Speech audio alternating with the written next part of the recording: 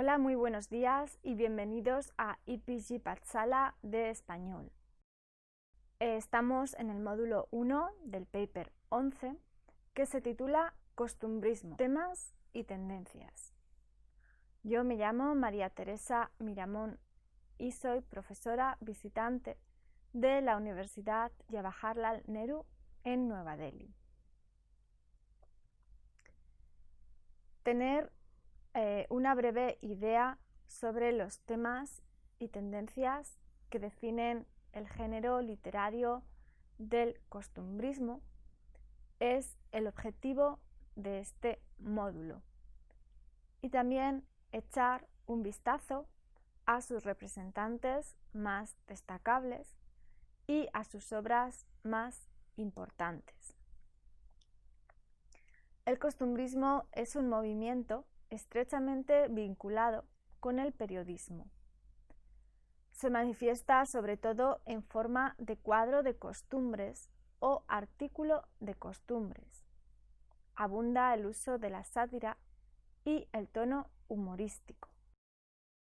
Por lo general se divide en tres tipos: el costumbrismo satírico o tradicional, el costumbrismo político y el costumbrismo puro.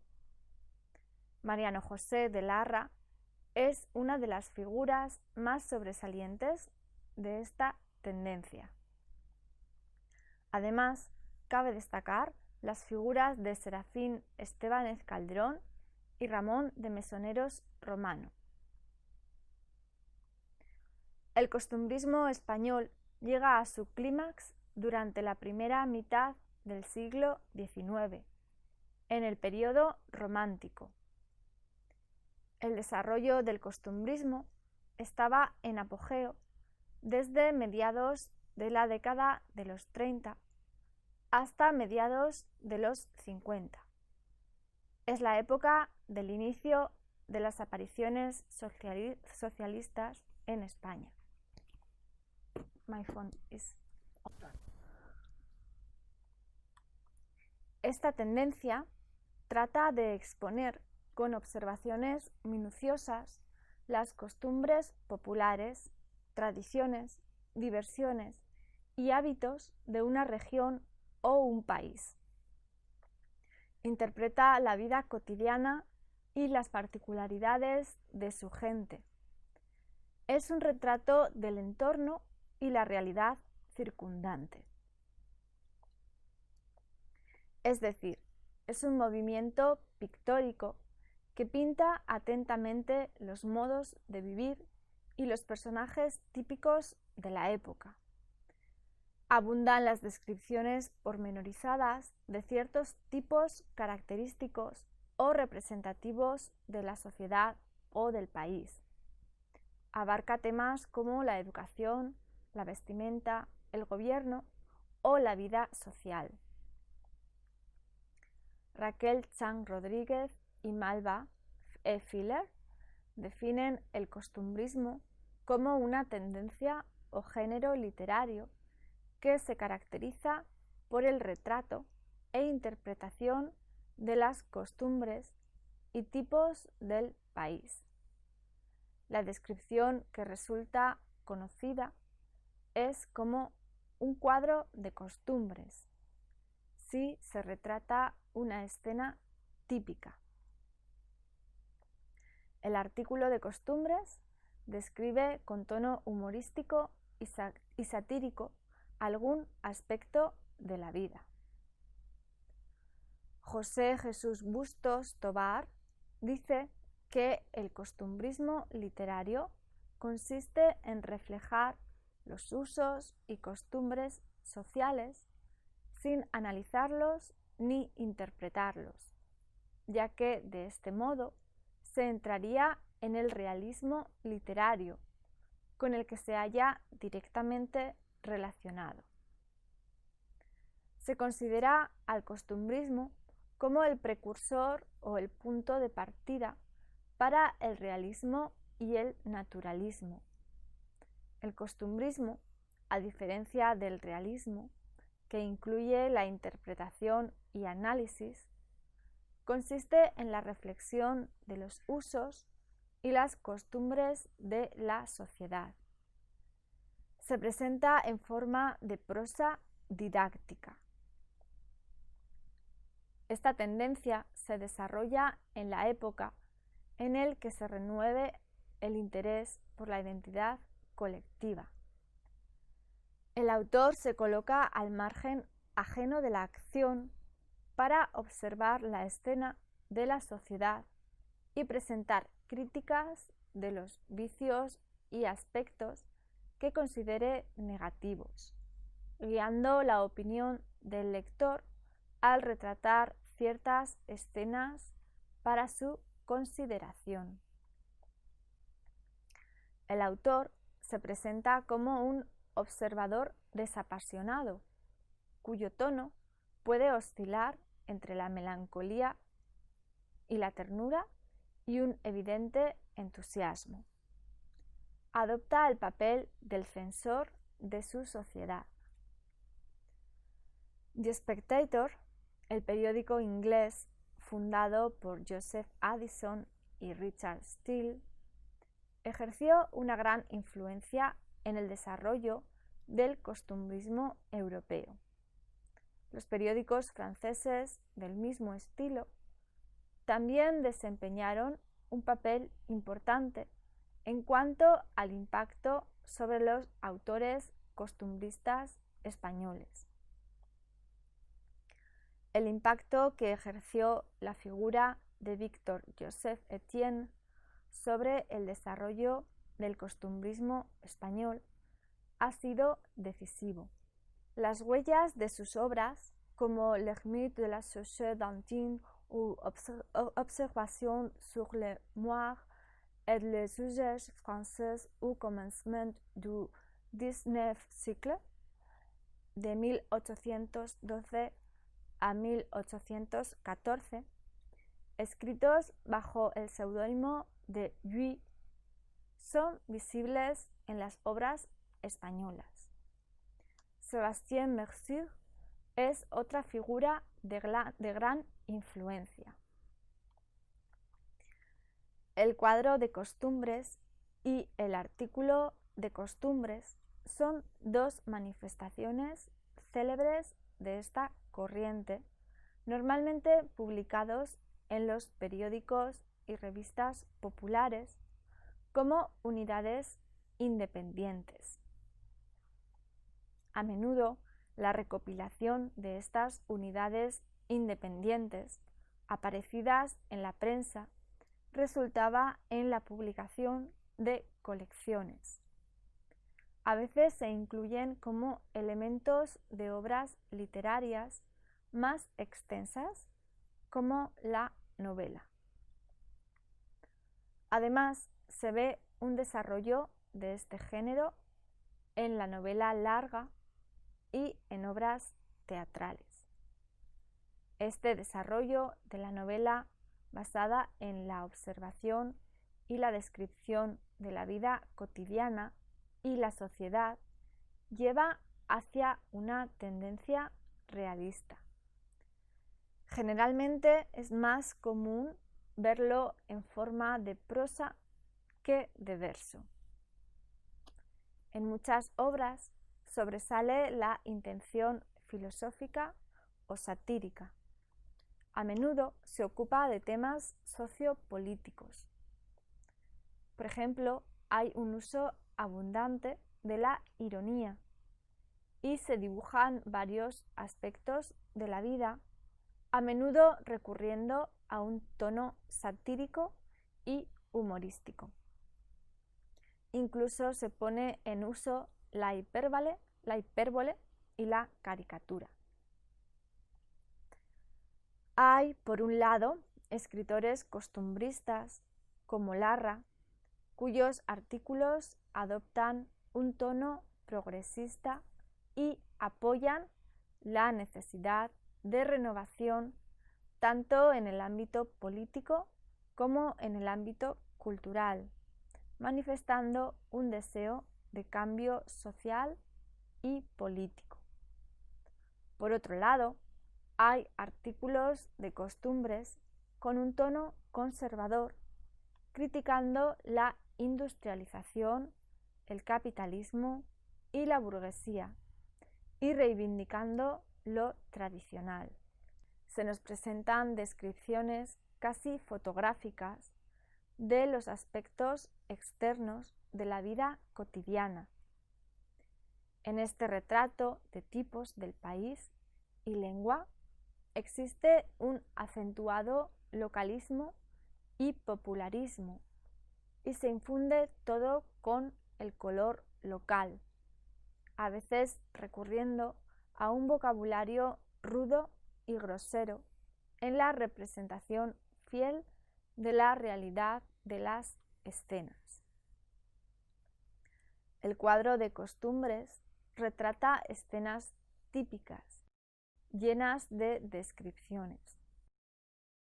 Las descripciones del artículo de costumbres conllevan un tono humorístico y satírico. Estos cuadros y artículos se llenan de elementos regionales. Representan la sociedad, el paisaje, la gente e incluso los animales. A veces su intención se limita a la diversión, otras veces tiene un fin moralizante y la evidente intención de iniciar reformas mediante la crítica social. Además de examinar los asuntos políticos, sociales y económicos vigentes de la época, reflexionan y filosofan sobre aspectos generales de lo cotidiano. No cuentan con el desarrollo de una trama compleja. No se ve una estructura cerrada tampoco. Son obras descriptivas cuya problemática, si existe, es en forma estética, moral o satírica. El héroe se presenta en forma de un tipo. Por lo general, el costumbrismo se divide en tres tipos distintos: costumbrismo satírico tradicional, costumbrismo político o costumbrismo puro. El satírico o tradicional se basa en la sátira moral y de costumbres. Se trata de temas que se pueden considerar ligeros o menos graves, como las modas y las prendas de vestir, las maneras de hablar, de comportarse durante ciertas ocasiones y otros pequeños vicios sociales. Prestan atención especial al establecimiento de nuevos hábitos. Abunda la crítica de las costumbres provenientes de Francia. El costumbrismo tradicional se ve vinculado estrechamente con la preocupación moralizadora. Eugenio de Tapia es uno de los escritores más representantes de esta categoría de la tendencia costumbrista. Se conoce por su estilo claro y elegante. En sus creaciones abunda la gracia. Es famosa su labor periodística en contra de la estética romántica y es el autor del libro Viaje de un curioso por Madrid, de 1807. Un fragmento de este libro dice así: no hay tal cosa. Sí hay. Usted miente. Usted es un ignorante. Fueran las únicas y corteses expresiones que pude recibir después entre la confusa algarabía de los gacetistas. Maravillado yo de que en la cabeza humana cupiese tanta geografía, tantos y tan exquisitos conocimientos del derecho público o de las naciones, dije reventando de gozo: dichosa edad la nuestra, en que por todas partes hormiguean los profundos políticos. La curiosidad me llevó enseguida a leer un cartelón desmesurado que acababan de pegar en la esquina de la calle de las Carretas. Quedéme hecho un bausán, viendo anunciada la traducción de una novela transpirenaica en letras de tamaño como nueces, y luego me puse a recorrer otros cartelones y cartelillos de comedias, fantasmagorías, pérdidas de perros falderos, etc. Pero no me duró mucho este recreo, porque en lo más fervoroso de mi lectura vinieron a interrumpirla las descompuestas carcajadas de una de estas muchachas de la vida airada, que a mis espaldas estaba solazando con un pertimetruelo vivaracho y bullicioso. Oí que charlaban de academias. Y, admirándome de que tales entes pudiesen tratar o de las artes nobles, o de la historia, o del idioma castellano, me acerqué más a ellos, pero no traté en salir de la duda, pues por las voces técnicas de Balsar, Rigodón y otras igualmente castellanas, conocí que hablaban de academia de baile. Acalorado el mequetrefe con la alegre conversación y con las expresivas ojeadas de la moza, que si no iban al corazón, por lo menos penetraban hasta el bolsillo, la tomó bonitamente de la mano y echó a andar con ella en ademán de quien baila una alemanda, dejándome edificado con su decoro y gravedad, que según fama antigua es característica de nuestra nación. Y ahora vamos a pasar al costumbrismo político. Por la influencia de los sucesos históricos importantes de aquel momento, como la Guerra de la Independencia, el costumbrismo adopta un tono íntimamente político. Los temas políticos adquieren mayor importancia. Se involucra en la causa política de un cierto grupo social. Este tipo de costumbrismo se ve estrechamente ligado a la prensa periódica. Enfrentó muchas dificultades con la censura gubernativa. Había un gran aumento de la producción de estos artículos en los periodos de mayor libertad, como visto en el trienio liberal de 1820 al 23 o de nuevo tras la muerte de Fernando VII. La figura célebre de Mariano José de Larra, con sus artículos famosos como Empeños y desempeños en este país, se considera como el mayor exponente de esta tendencia. Aquí tenemos un fragmento del artículo En este país. En este país. Esta es la frase que todos repetimos a porfía, frase que sirve de clave para toda clase de explicaciones, cualquiera que sea la cosa que a nuestros ojos choque en mal sentido. ¿Qué quiere decir usted? Decimos, en este país. Cualquier acontecimiento desagradable que nos suceda, creemos explicarle perfectamente con esta frasecilla, cosas de este país, que con vanidad pronunciamos y sin pudor alguno repetimos. ¿Nace esta frase de un atraso reconocido en toda la nación? No creo que pueda ser este su origen, porque solo puede conocer la carencia de una cosa el que la misma cosa conoce, de donde se infiere que si todos los individuos de su pueblo conociesen su atraso, no estarían realmente atrasados. Es la pereza de imaginación o de raciocinio que nos impide investigar la verdadera razón de cuanto nos sucede y que se goza en tener una muletilla siempre a mano con que responderse a sus propios argumentos, haciéndose cada uno la ilusión de no creerse cómplice de un mal cuya responsabilidad descarga sobre el estado del país en general? Esto parece más ingenioso que cierto. creo entrever la causa verdadera de esta humillante expresión.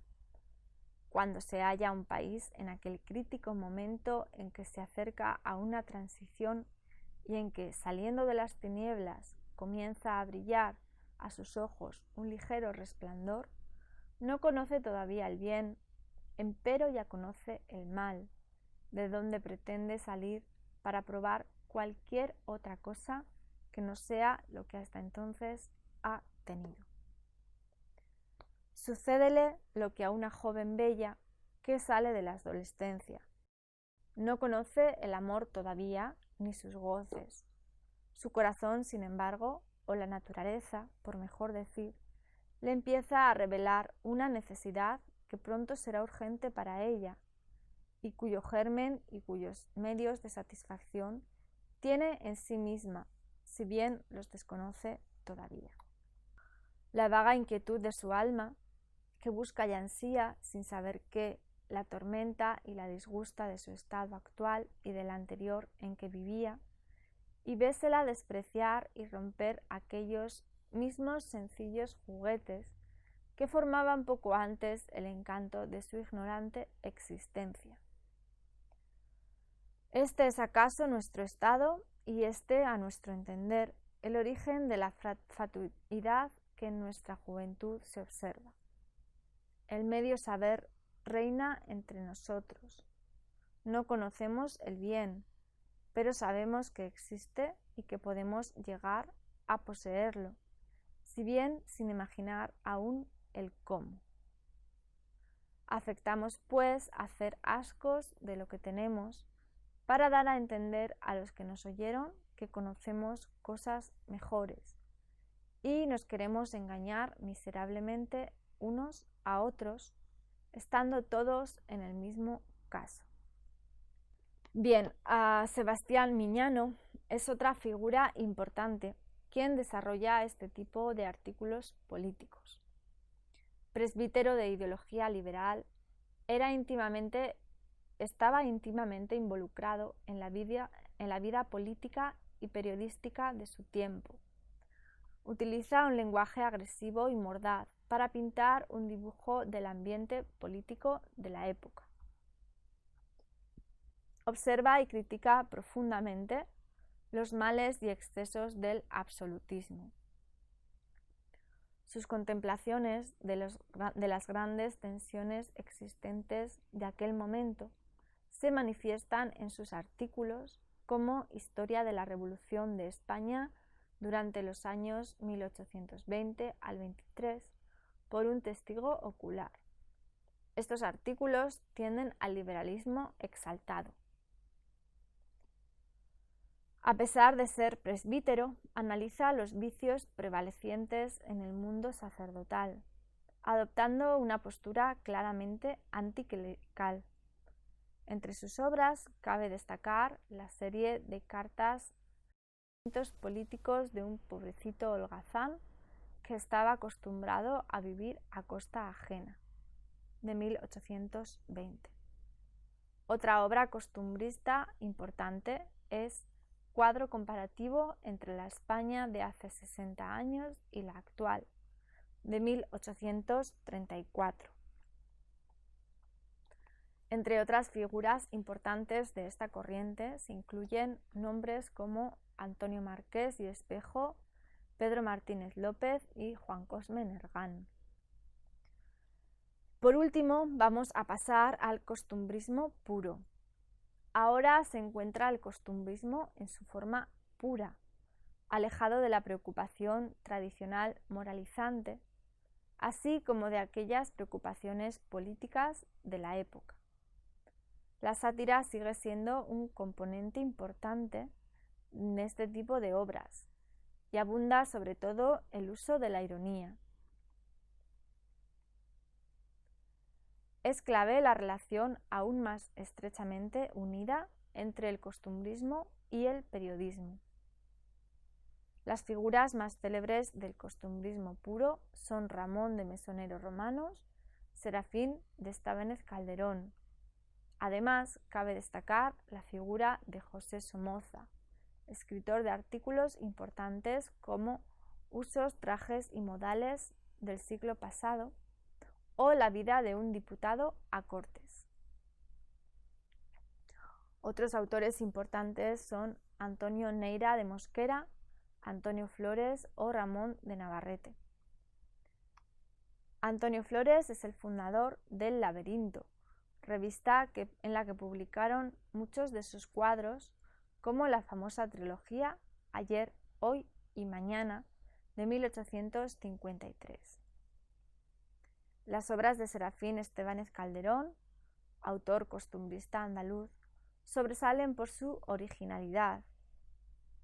Muchas veces resulta difícil para el lector entender el sentido de sus palabras por su estilo barroco, y aunque utiliza un lenguaje florido, sus obras tratan sobre lo castizo y popular. Se ve la gracia y vitalidad en todos estos textos.